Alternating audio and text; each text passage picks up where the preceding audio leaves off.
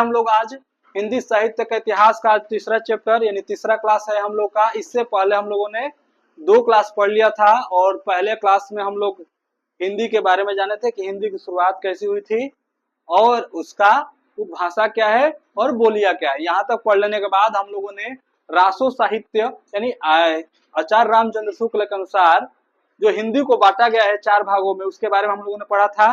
ठीक, कि पहला अगर शुक्ल जी की बात किया जाए तो हिंदी साहित्य के इतिहास को 4 भागों में बांटे थे। पहला था आदिकाल, जिसको वीर गाथा काल के नाम से जाना जाता है। ठीक है, जो 1050 से 1375 विक्रम संवत के बीच का समय था।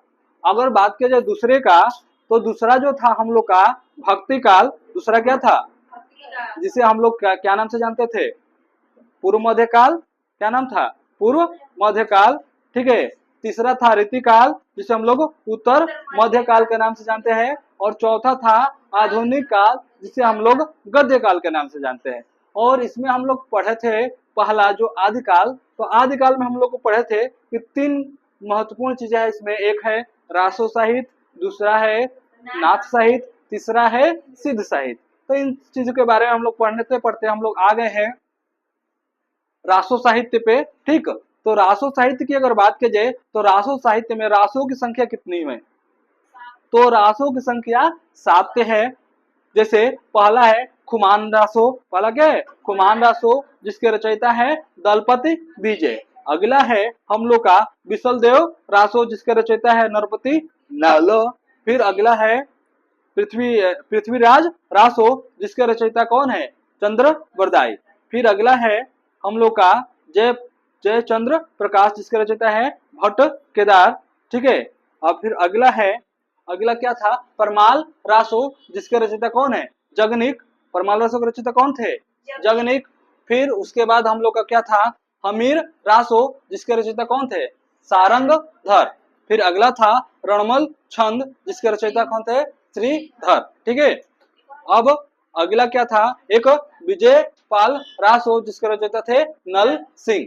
तो 7 रासों की अगर बात किया जाए तो हम लोग पढ़ लिए हैं। अब एक एक चीज करके हम लोग आगे की तरफ बढ़ते हैं। तो पहला हम लोग अगर पढ़ना है इसमें तो क्या पढ़ेंगे, तो खुमान रासो के बारे में पढ़ते हैं। पहला क्या है हम लोग का, खुमान रासो। हेडिंग डालो, खुमान रासो। रासो साहित्य हम लोग पढ़ रहे हैं। क्या पढ़ रहे हैं, रासो साहित्य। तो ये समझ लो कि रासो साहित्य में साहित्य कितनी संख्या इनकी, रासो साहित्य की 7 गो है।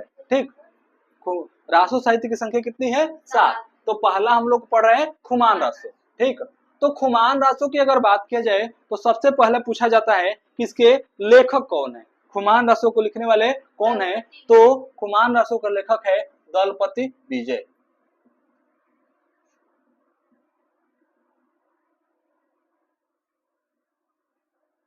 इसके लेखक कौन है, दलपति विजय।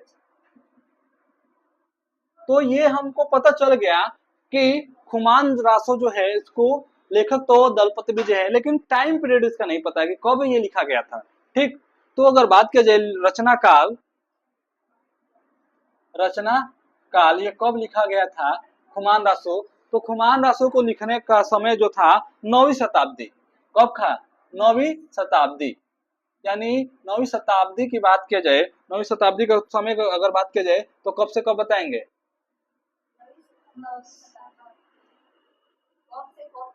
हाँ बताओ, एकदम रुके हुए हैं।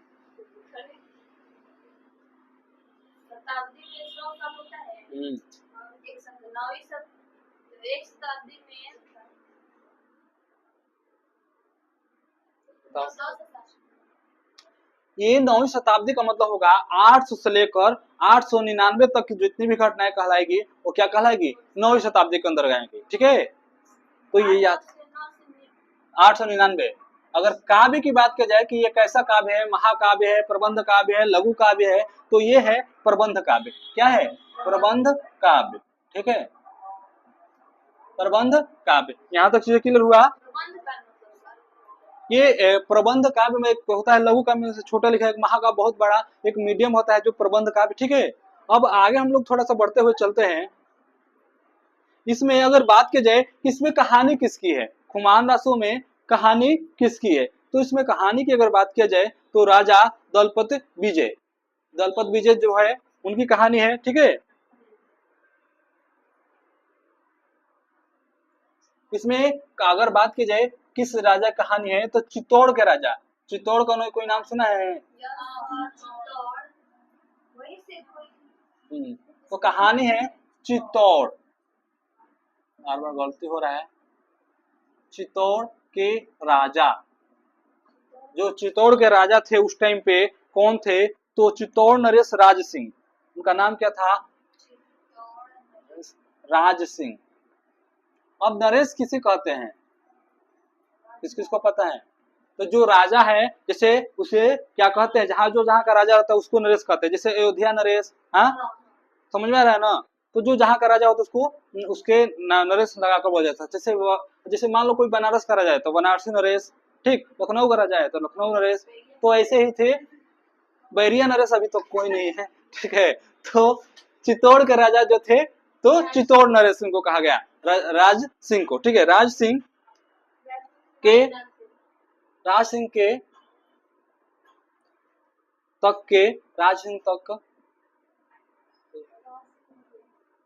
के ही रखने दो, के कार्यकाल की जानकारी मिलती है कि उस टाइम पे कैसे ये राज चलाते हैं, ठीक। तो चित्तौड़ का राजा कौन थे? राज सिंह। इन्हीं के बारे में हम लोग जब खुमान रसो पढ़ेंगे तो इसके बारे में हमें जानकारी मिलेगी, ठीक। अगर आगे बात किया जाए तो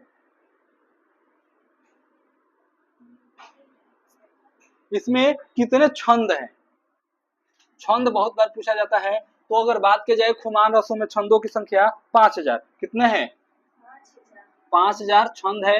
अब अगला क्वेश्चन पूछा जाएगा कि रस कैसा है, रस चीनी का है कि निमकी का है कि किसका है, कि नींबू का है, हाँ कि अचार का है, कैसा रस है? दही वाला रस है। बताओ कैसा रस है? आम वाला रस है। आम रस कि सोम रस? तो सोम रस बहुत खतरनाक होता है, उसको नहीं पीना चाहिए, ठीक है। तो इसमें होता है वीर रस, ठीक। जिसमें वीरता की बातें की जाएगी उसे क्या कहेंगे? वीर रस, ठीक है। तो राजा महाराजा लोग जो थे लड़ाई की बात करते थे तो वीरता की बात करते, कौन सा रस होगा? वीर रस। तो रसों की संख्या कितनी है? जब ग्रामर पढ़ेंगे तो पता चलेगा कि रसों की संख्या 9 होती है, ठीक। तो इसको हम लोग पढ़ेंगे उसको आगे, अभी बहुत समय है इसके लिए। तो इसमें वीर रस की कहानी है, ठीक है। इसमें 3 राजाओं का वर्णन मिलता है। अगर बात की जाए खुमान रसों में कितने राजाओं के बारे में बात किया गया है तो 3 राजाओं।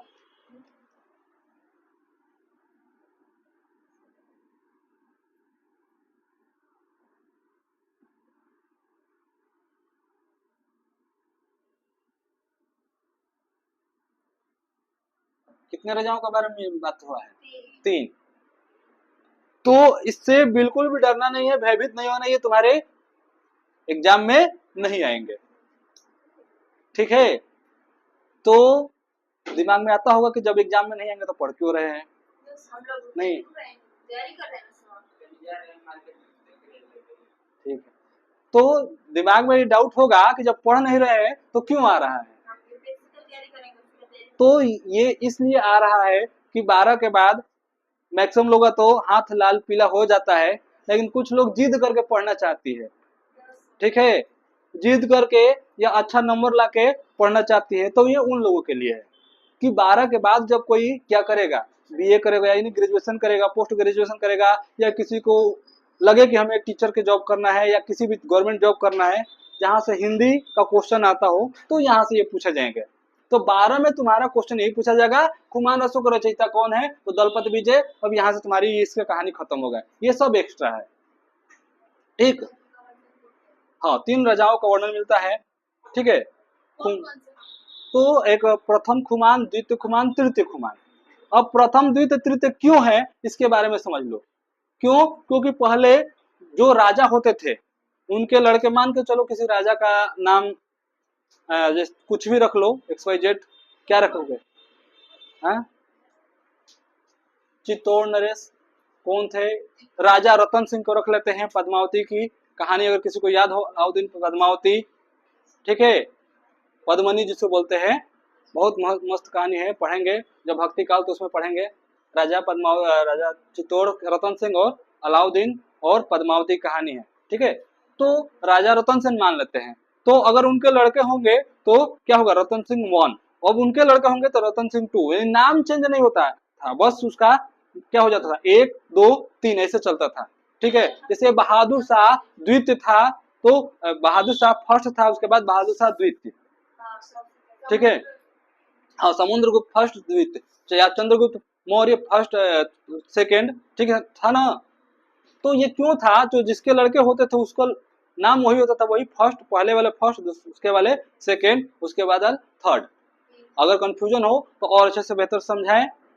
हाँ, तो समझो, मान के चलो किसी के घर में दादाजी से लेते हैं या परदादा से भी ले सकते हो, तो परदादा लोगे तो उनके जो लड़के होंगे, जो तुम्हारे दादा कहलाएंगे, वो मान के चलो रतन सिंह है, तो रतन सिंह फर्स्ट हो गए, कौन? दादाजी। जब दादाजी के जो लड़के हैं वो रतन सिंह सेकंड हो गए, और जो उनके लड़के होंगे वो रतन सिंह थर्ड हो गए। समझ में आ रहा है ना कैसे चल रहा है? फिर वैसे उनके लड़के का जब होगा तो फोर्थ हो जाएगा, ये ऐसे चलता था। बाद में कंफ्यूजन ज्यादा हुआ तो हट के अब अलग अलग नाम होने लगे, ठीक। यहाँ तक चीजें क्लियर हुआ? कोई डाउट है इसमें? तो नहीं डाउट है तो आगे हम लोग बढ़ते हुए चलते हैं। अगला, हमीर रासो।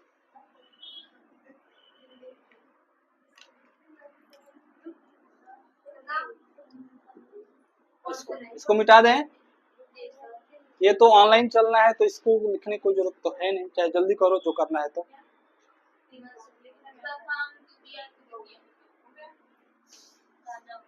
हाँ, तो प्रथम का है 810 विक्रम संवत, द्वितीय का है 870 और तृतीय का है 965। हट तो गए हैं, अब कितना हटे?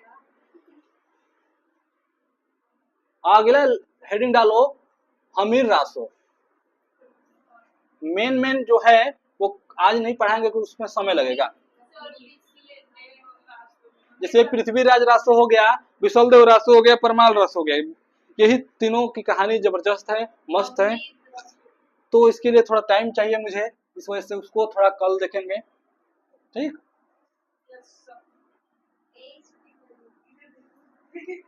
अगला है हमीर रासो। तो अगर बात किया जाए हमीर रासो, तो इसका अगर बात की जाए कि लेखक कौन है, पहला क्वेश्चन क्या बनेगा? लेखक। दूसरा क्वेश्चन बनेगा कब लिखा गया था, यानी रचना काल। तो इसके लेखक की बात किया जाए तो सारंगधर है। कौन है? सारंगधर। अब ये लेखक हो गए। अब बात किया जाए कि कब लिखा गया था, रचना काल। तो रचना काल की बात किया जाए तो 1357 में ये लिखा गया था, ठीक है।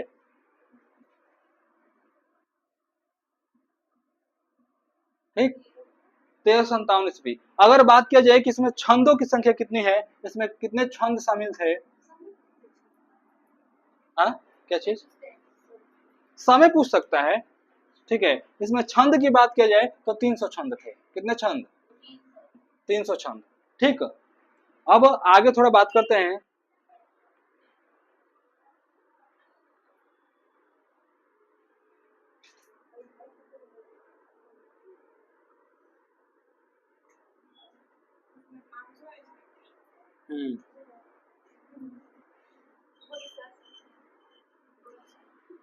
हाँ, तो इसमें एक दो पॉइंट लिख लेते हैं। इसके संकलन करता, यानी संकलन मतलब होता है इकट्ठा करना, ठीक है। संकलन मतलब क्या होता है? इकट्ठा करना। तो इसमें पॉइंट डाल के लिखेंगे, इसके संकलन करता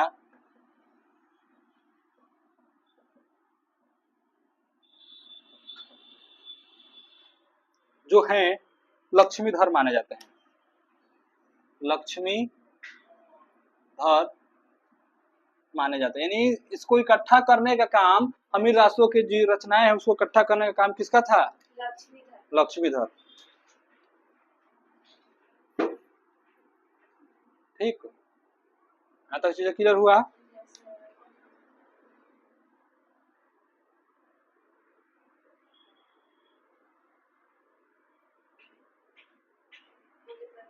हो गया। अगला है विजय पाल रासो। नेक्स्ट है विजय पाल रासो। क्या है? विजय पाल रासो। तो अगर विजय पाल रासो की बात किया जाए तो सबसे पहला क्वेश्चन बनेगा लेखक। लेखक कौन है? तो नल सिंह है। ठीक है, नल सिंह।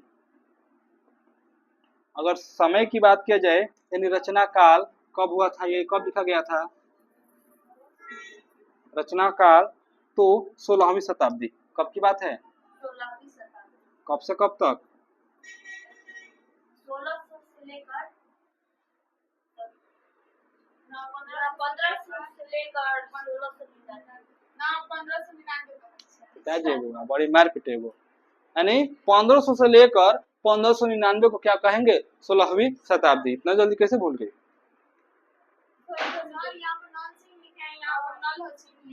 हाँ हाँ, तो उससे कोई फर्क नहीं पड़ता, ये भी लिख सकते हो।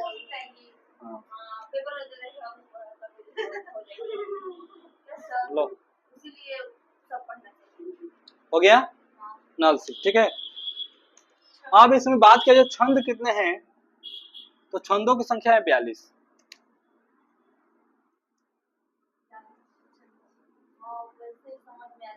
ठीक है,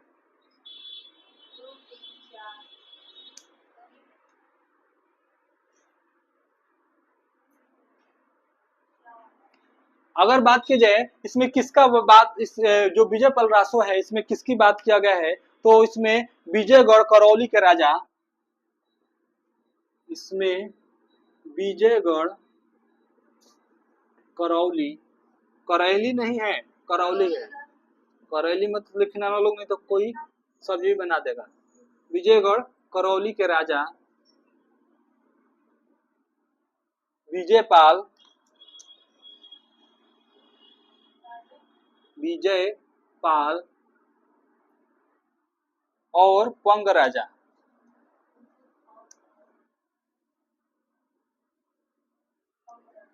पंग राजा के युद्ध का वर्णन किया गया है। पंग ये नाम है। ठीक है,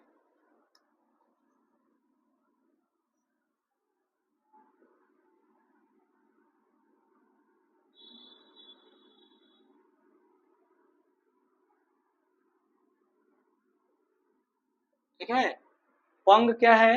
ये नाम है। तो अगर बात की जाए विजय पाल रासो के लेखक कौन है, तो क्या बताओगे? नल सिंह है। ठीक, रचना काल 16वीं शताब्दी, छंद 16, अगर बात किया जाए सॉरी 16 बोल रहे हैं 42। अगर बात किया जाए इसमें कहाँ की युद्ध की बात की गई है, तो करौली के राजा विजयपाल और पंगु के बीच युद्ध का वर्णन किया गया है। ठीक है, अब अगला है धुआंधार एकदम दमदार विसल देव रासो। सारंगधर का, इसमें कोई से युद्ध का बात नहीं किया गया है। विसल देव रासो, विसल देव रासो। तो इसके बारे में पढ़ेंगे कल। क्यों पढ़ेंगे कल? क्योंकि इसमें पता चलेगा, क्या पता चलेगा विसल देव रासो में, थोड़ा सा हो जाएगा तो बता देना लोग। तो पता ये चलेगा कि अगर शादी हो जाए या फिर शादी की बात चले तो ज्यादा एक्साइटेड नहीं होना चाहिए।